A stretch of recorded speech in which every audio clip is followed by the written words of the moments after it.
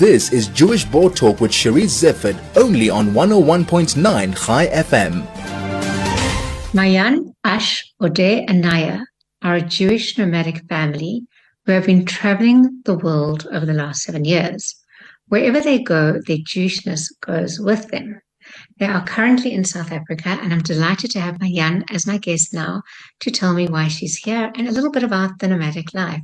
Mayan, welcome. Thanks so much for joining me. Thank you. This is such a schoof, such a privilege. Thank you so much for inviting me. So you have a connection to South Africa? Yes, it's been really wild. I've been here now for 1 week, and I've always had a connection because I was brought up here for 4 years. My father worked here with the Jewish agency. His name is Doron Klein. And I went to Yeshiva College. It was my primary school. And always, like, when people would ask me, what are you? I would say South African. Even though I'm half South African, half American, more Israeli. But it's always been really a big part of me. And now coming back here and showing my husband where I grew up. I went to my old house yesterday. Wow. And my girls, I just realized how this place and the community has such an impact on me. And I'm sure many of the listeners will remember your dad because he played such an important role in this community while he was here. Mayan, tell me a little bit about how you got involved in the nomadic traveling life. So it's been a journey. It's always, easier to speak about things after the whole thing. But it's been basically 8 years. So already 8 years traveling, and we've left Israel. So I met my husband. I came back after traveling in Africa, actually. I did B'nai camp here. And then I went to travel for 5 months after I finished the army. And I came back to Israel. And I just finished. I was a combat soldier in the K9 unit. I just finished. All I wanted was just to travel the world. And I came back to Israel, actually, to get my dog from the K9. That's why I came back after 6 months. And I worked in a restaurant in Jerusalem, and that's where I met my husband.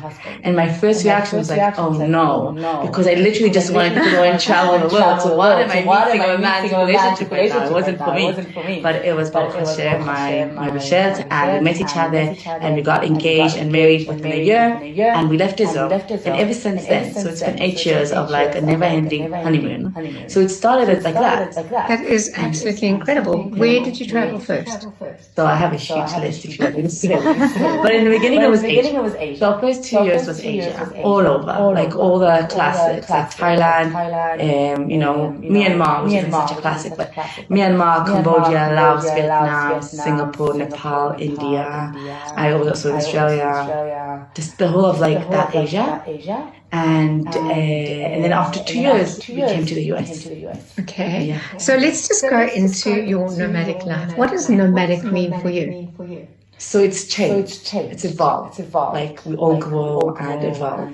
So now, where it is at today, so we'll get soon to what we do now in India. But where it is, we have 6 months here that we're nomadic. We realize that we can't just nomadic basically means that you don't have a proper home, and that you're just moving from place to place. But I realized, especially now having 2 girls and like a family, that nomadic needs to be a place in my state of mind. Okay. That I'm just home is where my family is.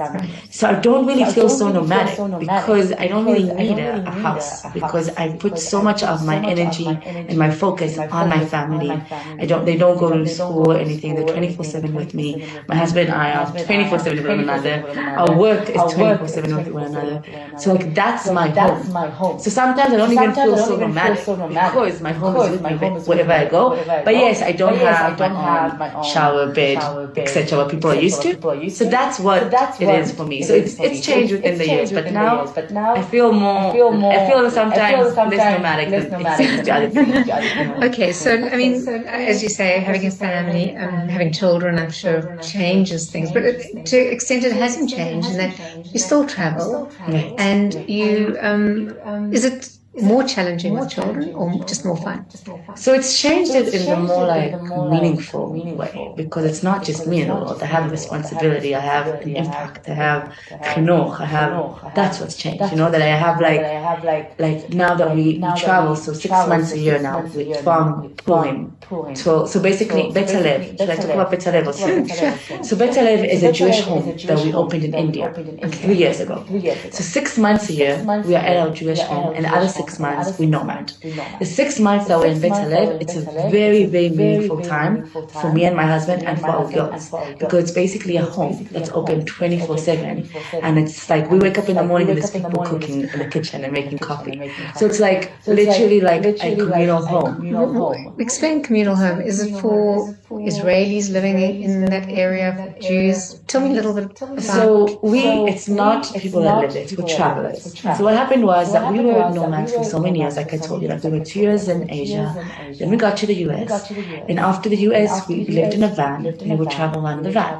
And then that's where our shlichut aspect started, because we realized we can't just travel, we don't get enough meaning of it, we need something deeper. So we started just volunteering and giving ourselves in different places. And one place was a Chabad house in Northern California, and they became our mentors for just chesed, for just giving. And then we realized that everywhere that we go to travel, we suddenly are not traveling, we're like volunteering and cooking and staying there for months. So that's how it evolved. And then we felt like we were ready to open our own place. And we wanted to open a place where there isn't any Jewish center, there isn't a Chabad, there isn't any place. So we got to where we are today, which is a state called Kerala, and the city is called Varkala. So that's where we have, and in our state, and in the state next to us, there's no Jewish center. So the nearest Jewish center is 30 hours away from us. Wow. So it's a lot of purpose to where we are, and it's mostly Israeli travels. We haven't had South Africans yet, so whoever's listening, you must come. It's a very, very special community center for all the travelers. Where we are, it's a place that people usually don't stay less than a week, 2 weeks. So people come and do, like, literally come and have a journey with us.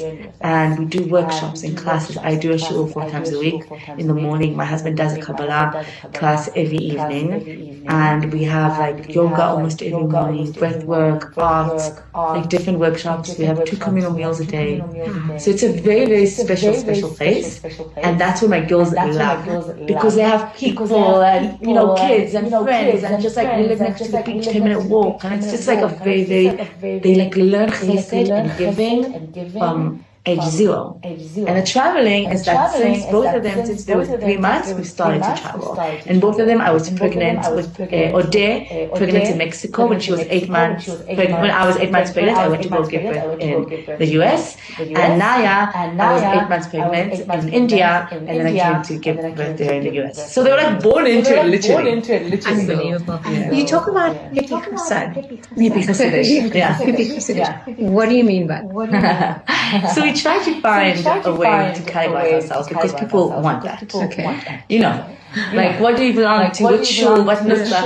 All of that things that I don't identify. And we also realize that when people come to our Jewish center, they don't even ask, like, what are you? Because they just feel so connected that they just feel, I'm a Jew, you're a Jew. Doesn't matter. But to the outside world, that they care about more like what you are.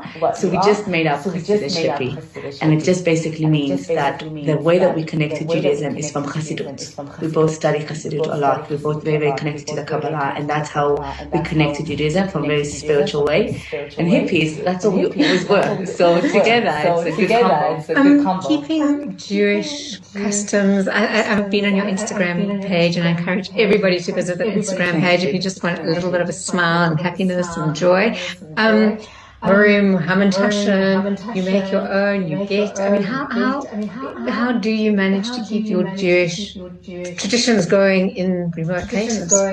So it's a question we get asked a lot, because it's people that are used to just going to buy kosher wine. They don't think about, or like you could just go and get sufganiyot on Hanukkah. Sorry. So for us, it's been actually something that's even more like strengthened us in our Judaism, because in India, let's say, which is the easiest, because we're not traveling, we have a kitchen, it's the easiest in a way, then we are able to make our own wine. So we make a huge amount of our own wine. And now we have a freezer, which is new. Now we have a freezer, so we can freeze our wine. And then we have for every week, we defrost. Halal, of course, we make, but we make literally everything. Like my husband goes every single day to the cows. And then we have he doesn't milk it physically, but someone milks it, he watches. So it's Halal Israel. So everybody can eat by us, all the different fish food. And then he makes his own mozzarella, his own butter.